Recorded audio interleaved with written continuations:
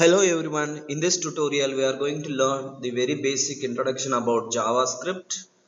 So let me start with the program. So JavaScript, it's like a client-side scripting language where normally it is used for validating some data. For example, I'm creating a folder here. So I'm creating a document. So JavaScript, JavaScript is a client-side programming language, or we can call it as a client-side scripting language used for validating the data. So we'll start. So we can insert JavaScript inside HTML. So I'll be creating a HTML, then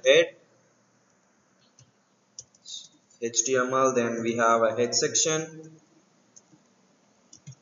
then we have the end of head section, then we have a body section, then we have a end of body section, and we have a end of HTML section. So we can insert JavaScript anywhere in our HTML program, but normally it is placed inside the head section.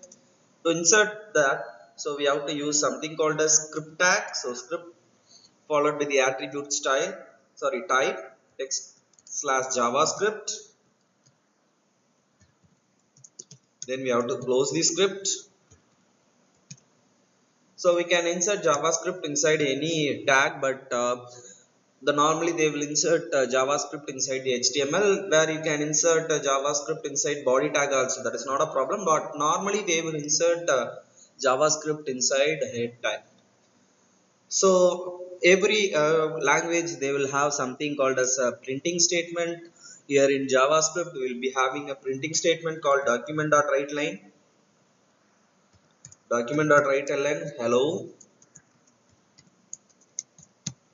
So now we can save this. Say js1.html. So now we can go to the folder and we can run it. So what you will get is the output hello. So this is the very basic example. Normally to insert JavaScript, it should be inserted inside the head section of HTML. So other way of including JavaScript is script language equal to JavaScript. That is another way. But I'm going to use something called the older way, like script type equal to text slash JavaScript. Then, so to create a variable inside JavaScript, normally in any programming language, to create a variable, we'll be creating something called as a data type. For example, a data type followed by the variable. But in JavaScript, since it's a loosely coupled scripting language, that means no need to create any data type. Automatically, it will assigns a data type for a value. For example, if we assign a number, it is considered to be an integer. If we assign a string, it is considered to be a string. So the default data type is var is for variable. So we can assign var a equal to some 10, and we can assign b equal to 20. Since I have assigned a equal to 10, which is an integer value, this var is considered to be an integer. Suppose if I assign var name equal to hello within double quotes, it is assumed to be a string. So I am printing. So if you don't want to use var, you can simply give a equal to b equal to 20, like that. So you can take c is equal to a plus b. Then again I am going to use a printf statement, document.writeLn of the sum is for displaying the information to the user, plus c. Please, c is a concatenation. Will concatenate the value of c with the sum is. Now if I press F5, we will be getting the result as hello, the sum is 30.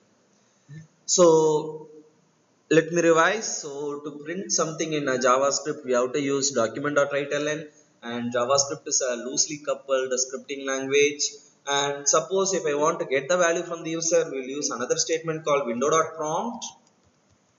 Window.prompt, or simply we can use prompt. For example, enter a value, which will get the value from the user in the form of prompt box. So again, window.prompt,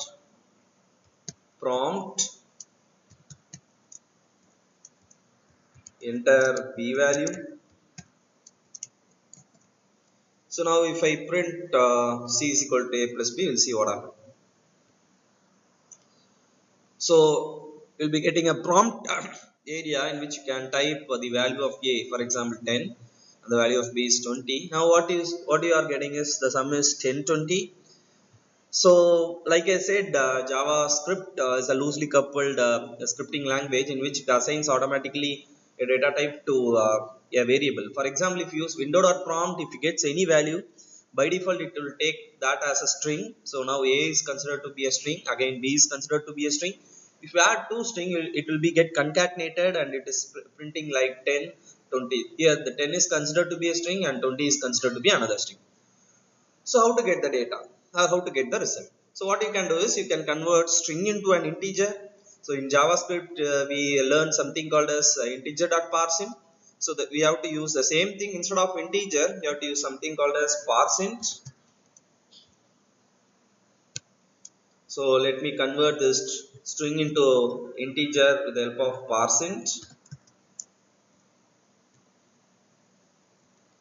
Now we'll see what happens in the result.